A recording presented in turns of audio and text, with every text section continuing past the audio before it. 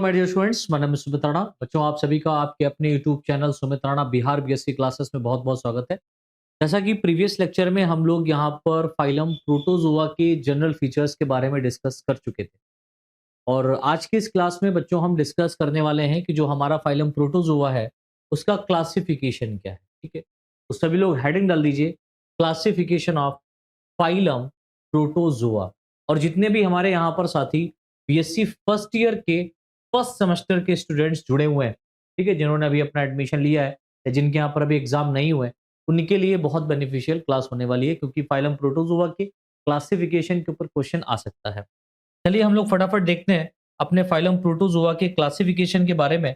तो सबसे पहले यहाँ पर सभी लोग हेडिंग डाल दीजिएगा, क्लासिफिकेशन ऑफ फाइलम प्रोटोजोआ। अगर आप इंग्लिश मीडियम के छात्र हैं तो आप इंग्लिश में इस तरीके से नोट्स को लिख सकते हैं, और हिंदी मीडियम के हैं तो आपको मैं उसी फॉर्म में पढ़ा रहा हूँ। ठीक है, तो जैसा कि यहाँ पर आपको लिखने के लिए यदि क्वेश्चन आता है कि फाइलम प्रोटोजोआ के क्लासिफिकेशन को लिखे 2 नंबर में, तो आप ऐसे हेडिंग डालिएगा।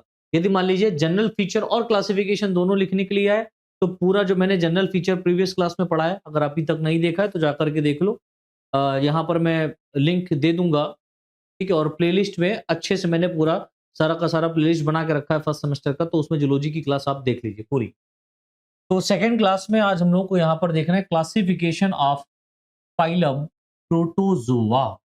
देखिए लिखा हुआ है बच्चों यहाँ पर, फाइलम प्रोटोजोआ में पाए जाने वाले सदस्यों में जो लोकोमोटरी ऑर्गन होता है उसके आधार पर, इसके आधार पर बेटा, लोकोमोटरी ऑर्गन के आधार पर, यानी कि फाइलम प्रोटोजोआ में लोकोमोशन किस तरीके से हो रहा है उसके बेसिस की हम बात कर रहे हैं। ठीक है, उसके आधार पर इन्हें मुख्यतः 4 क्लासेस में, कितनी क्लासेस में बेटा, 4 क्लासेस में क्लासिफाइड किया गया है। देखिए, ये जो मैं आप लोगों को क्लासिफिकेशन पढ़ा रहा हूँ, ये सिंपलेस्ट क्लासिफिकेशन है, आपको आसानी से याद करके इसको लिख देना है एग्जाम में यदि आ जाता है। बहुत ज्यादा ब्रीफ में अगर क्लासिफिकेशन को पढ़ना है तो एप्लीकेशन के ऊपर मैंने ब्रीफ में क्लासिफिकेशन पढ़ाया हुआ है, वहां से आप उसको पढ़ सकते हैं। आगे देखिए लिखा हुआ है, जो 4 यहाँ पर क्लासेस में कौन कौन सी है, तो पहला यहाँ पर है सार्कोडीना, ठीक है, जिसको हम लोग राइलोपोडा के नाम से जानते हैं। दूसरी जो हमारी यहाँ पर क्लास है वो है मस्टिगोफोरा, जिसे हम लोग फ्लैजिलेटा के नाम से जानते हैं। अब जाहिर सी बात आप समझ ही गए होंगे कि इसके अंदर किस ऑर्गेनिज्म को इंक्लूड किया जाएगा, उन सदस्यों को रखा जाएगा, जाहिर सी बात है, जिनमें फ्लैजिला प्रेजेंट होगा। क्या पाया जाएगा बेटा, फ्लैजिला। लोकोमोशन के लिए क्या होना चाहिए, फ्लैजिला होना चाहिए। और तीसरा हमारा यहाँ पर क्लास है स्पोरोजोआ, और चौथा हमारा है सीलिएटा। स्पोरोजोआ में लोकोमोशन एब्सेंट यहाँ होगा, सीलिएटा में लोकोमोशन के लिए क्या होना चाहिए, सीलिया प्रेजेंट होना चाहिए। और सार्कोडीना राइलोपोडा में क्या होगा, स्यूडोपोडिया। यहाँ पर एक्चुअल में लोकोमोशन के लिए क्या बनते हैं, स्यूडोपोडिया बनते हैं। क्या बनता है बेटा, स्यूडोपोडिया का निर्माण होता है। लाइक यहाँ पर अमीवा एक बेस्ट एग्जांपल आपका है, वो इंक्लूड किया गया है। चलिए हम हर एक क्लास को अच्छे से देखते हैं डिटेल में। तो पहली क्लास हमारी यहाँ पर कौन सी है, सार्कोडीना, या इसको हम लोग क्या बोलते हैं, राइलोपोडा।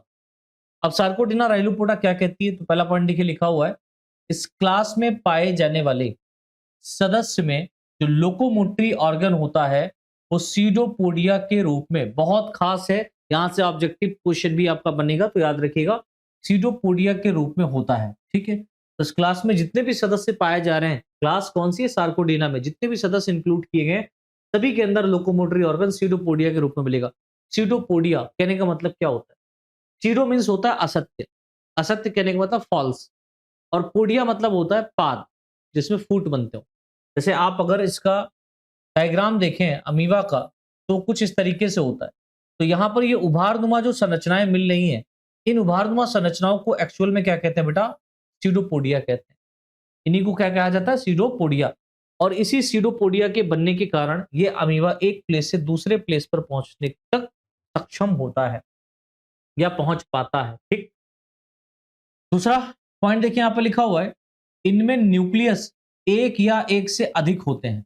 आप देखेंगे कि जो केंद्रक की संख्या यहाँ पर है वो एक केंद्रक हो सकती है किसी ऑर्गेनिज्म में, या एक से अधिक हो सकती है, जो कि सिमिलर शेप व साइज वाले होते हैं, जो कि सिमिलर शेप व साइज वाले होते हैं। यहाँ पर आकार और अमाप जो है वो सेम ही होगा, सिमिलर ही होगा, एक जैसा ही होगा। मतलब दो अगर न्यूक्लियस पाए जा रहे हैं तो दोनों न्यूक्लियस एक जैसे ही प्रेजेंट होंगे। अगला पॉइंट देखिए लिखा हुआ है इन सदस्यों में बाइनरी फिशन ट्रांसवर्स फॉर्म में। ठीक है, बाइनरी फिशन कहने का मतलब क्या होता है बेटा, यहाँ पर रिप्रोडक्शन की बात हो रही है, मतलब एक सेल डिवाइड करेगी दो डॉटर अमीबा में या दो डॉटर सेल्स में, तो वो बाइनरी फिशन के कारण होगी और ये प्रोसेस होता है एसेक्सुअल रिप्रोडक्शन का। तो इन सदस्यों में जो बाइनरी फिशन होता है वो ट्रांसवर्स डिवीजन, कौन सा डिवीजन हो रहा है, ट्रांसवर्सली यहाँ पर डिवीजन होगा इस तरीके से। ठीक है, मान लो ये सेल है और इस तरीके से ट्रांसवर्स होगा, लॉन्गिट्यूडनली होता तो ऐसा होता, ठीक, लेकिन कैसा हो रहा है, ट्रांसवर्सली। ठीक है, ट्रांसवर्स फॉर्म में होता है। अगला, इन सदस्यों में सेक्सुअल रिप्रोडक्शन एब्सेंट होता है, यहां पर लैंगिक जनन नहीं पाया जाता है। तो क्लास सार्कोडिना के अंदर या राइलोपोडा के अंदर जनन जो होता है वो केवल एसेक्सुअल रूप में देखने को मिलता है, सेक्सुअल रूप में देखने को नहीं मिलता है। इस बात को याद रखिएगा। नेक्स्ट पॉइंट देखिए बच्चों, लिखा हुआ है कि इन सदस्यों में कॉन्ट्रेक्टाइल वैक्यूल्स, ठीक है, कॉन्ट्रेक्टाइल वैक्यूल्स मतलब रिक्तिकाएं पाई जाती हैं या एब्सेंट रहती हैं। या तो वैक्यूल्स प्रेजेंट होगी या तो वैक्यूल्स एब्सेंट होगी, इस बात को याद रखना। अगला पॉइंट देखिए लिखा हुआ है इन सदस्यों में न्यूट्रिशन जो होता है वो होलोजोइक या पैरासिटिक फॉर्म में होता है। होलोजोइक कहने का मतलब होता है ये किसी ऑर्गेनिज्म से अपने फूड को ऑब्टेन करे। ठीक है, मतलब जैसे हम लोग क्या करते हैं, हम लोग तो कैसे हैं, हेटेरोफिटिक है ना, मतलब हर तरीके से भोजन को ग्रहण कर सकते हैं। लाइक फूड जो है वो हम प्लांट से भी लेते हैं, एनिमल से भी लेते हैं। भाई एनिमल को भी लोग खाते हैं, प्लांट्स को तो खाते ही खाते हैं, है ना। तो न्यूट्रिशन जो यहाँ पर हो रहा है वो कैसा हो रहा है, होलोजोइक हो रहा है और पैरासिटिक। या तो होलोजोइक टाइप का है, जैसे एनिमल्स जिस तरीके से अपना न्यूट्रिशन ऑब्टेन करते हैं उस तरीके से करेगा, नहीं तो पैरासिटिक बोले तो किसी ऑर्गेनिज्म के ऊपर रह करके अपने जीवन को व्यतीत करेगा और बदले में उससे फूड लेगा और उसको नुकसान देता है। ठीक है, बदले में उससे क्या लेता है, ये फूड लेता है और उसको क्या देता है, नुकसान देता है, मतलब डिजीज ही कॉज करेगा। आगे देखिए लिखा हुआ है इन सदस्यों में पेलिकल एब्सेंट होती है, यानी कि इनके चारों तरफ की जो कवरिंग है वो नहीं पाई जाएगी, इसको पेलिकल कहते हैं, वो यहां पर नहीं पाई जाती, एब्सेंट होती है। आगे देखिए लिखा हुआ है इन सदस्यों में कोशिका मुख मतलब साइटोसोम व कोशिका गुदा, इसको साइटोफाइट कहते हैं, एब्सेंट होता है। यानी एक सेल है, ना ही तो इसके अंदर कोई मुख है और ना ही इसमें कोई गुदा है, ना तो ये भोजन को ऑब्टेन करने के लिए इस विशेष प्रकार का कोई मुख पाया जा रहा है, ना ही जो एक्सक्रीटरी प्रोडक्ट है उसको बाहर निकालने के लिए कोई विशेष प्रकार का गुदा पाया जा रहा है। इनमें दोनों ही क्या होता है, एब्सेंट होता है, लेकिन फिर भी भोजन ऑब्टेन्ड होता है फैगोसाइटोसिस के कारण। अब देखिए इन सदस्यों में ट्राइकोसिस्ट एब्सेंट होती है, इनमें ट्राइकोसिस्ट नहीं पाया जाता, इस बात को याद रखना। और खास बात क्या है कि इसमें जो एग्जाम्पल आपको याद रखना है वो क्या है बेटा, अमीबा। ये रहा अमीबा। और ये जो अमीबा है ना, ये एक्चुअल में बेटा माइक्रोस्कोपिक व्यू है, मतलब माइक्रोस्कोप के अंदर जब आप किसी प्रोटोजोन्स को देखेंगे तो ऐसा कुछ दिखाई पड़ेगा। देखिए कितना सुंदर दिख रहा है ये ना, इसमें ये देखो स्यूडोपोडिया प्रेजेंट है, ये इस तरीके से जो उभारनुमा रचनाएं पाई जा रही लाइक दिस, ये तो ये उभारनुमा रचनाएं एक्चुअल में क्या है, स्यूडोपोडिया है।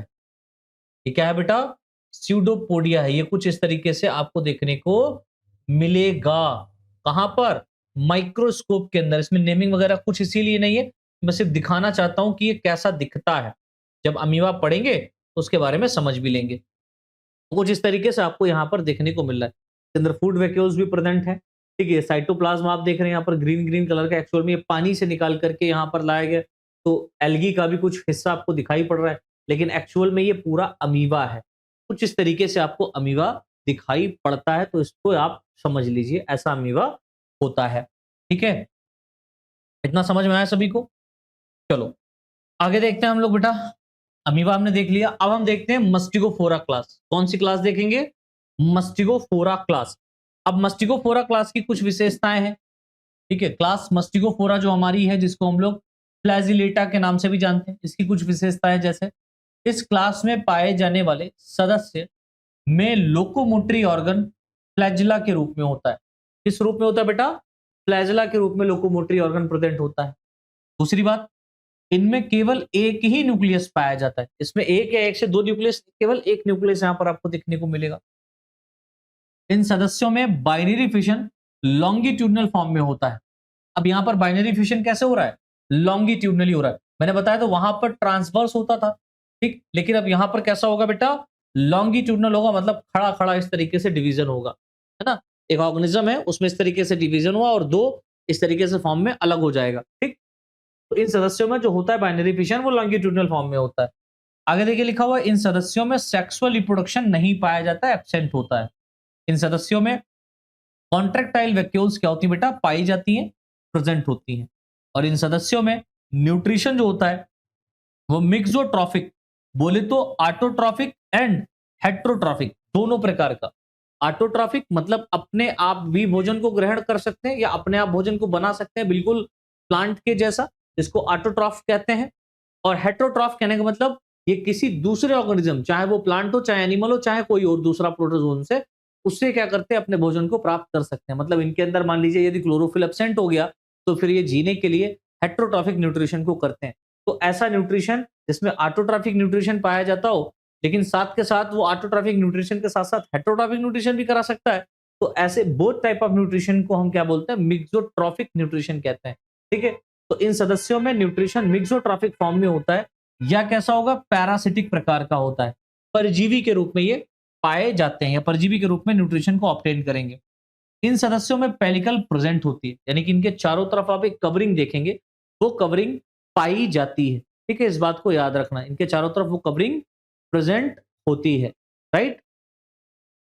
आगे देखिए लिखा हुआ है, इन सदस्यों में कोशिका मुख यानी कि साइटोसोम व कोशिका गुदा, बोले तो साइटोफाइट प्रेजेंट होता है।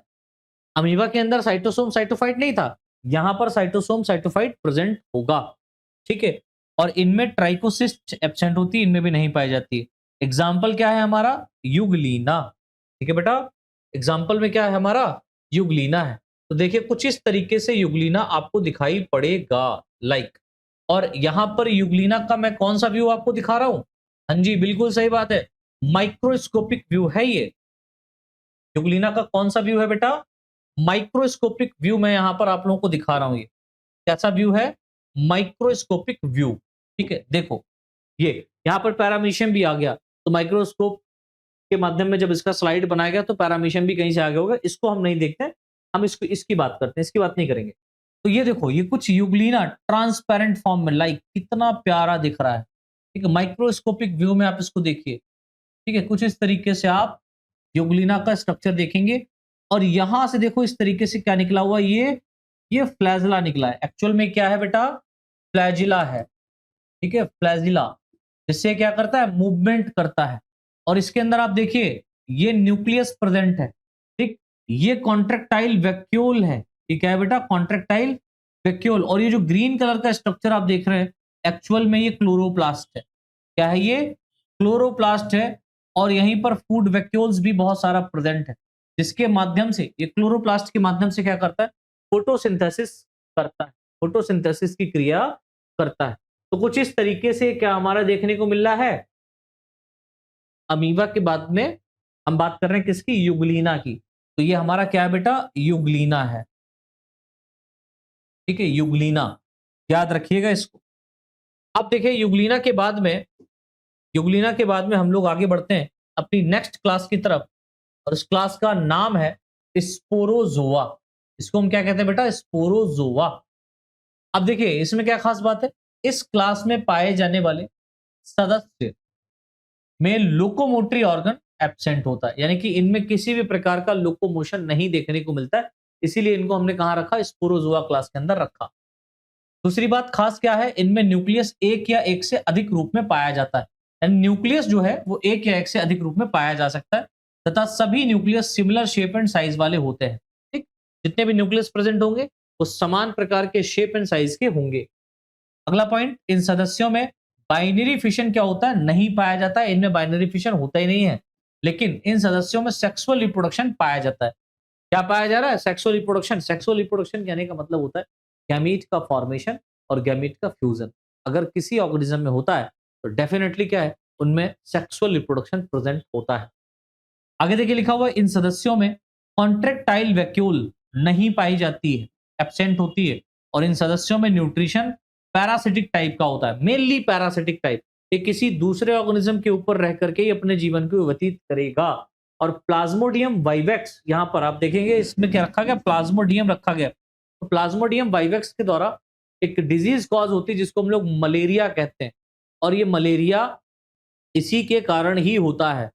और इसमें आप जब लाइफ साइकिल प्लाज्मोडियम की पढ़ोगे ना, तो इसमें आप लाइफ साइकिल 2 जगह पढ़ोगे। एक तो प्राइमरी होस्ट इसमें होता है और दूसरा सेकेंडरी होस्ट होता है। प्राइमरी होस्ट में ह्यूमन होता है और सेकेंडरी होस्ट में इसका मॉस्किटो होता है, फीमेल मॉस्किटो होती है, ठीक है? तो वो तो बात की बात है, लेकिन स्पोरोजोआ में क्या है वो हम देखते हैं। आगे देखिए लिखा हुआ, इन सदस्यों में पेलिकल क्या होता है, प्रेजेंट होता है। इनके चारों तरफ पेलिकल की कवरिंग पाई जाएगी और इन सदस्यों में कोशिका मुख दैट मीन साइटोसोम व साइटोफाइट नहीं पाया जाता है। यहां पर भी क्या होता है बेटा, साइटोसोम और साइटोफाइट एब्सेंट होता है। और इन सदस्यों में भी ट्राइकोसिस्ट नहीं पाई जाएगी, ठीक है? इन सदस्यों में भी क्या नहीं पाई जाती बेटा, ट्राइकोसिस्ट नहीं पाई जाती है। तो यहां पर बेटा ये जो इस डायग्राम आप देख रहे हैं, ये प्लाज्मोडियम का डायग्राम है। इसका मैंने माइक्रोस्कोपिक व्यू नहीं दिया है, ठीक है?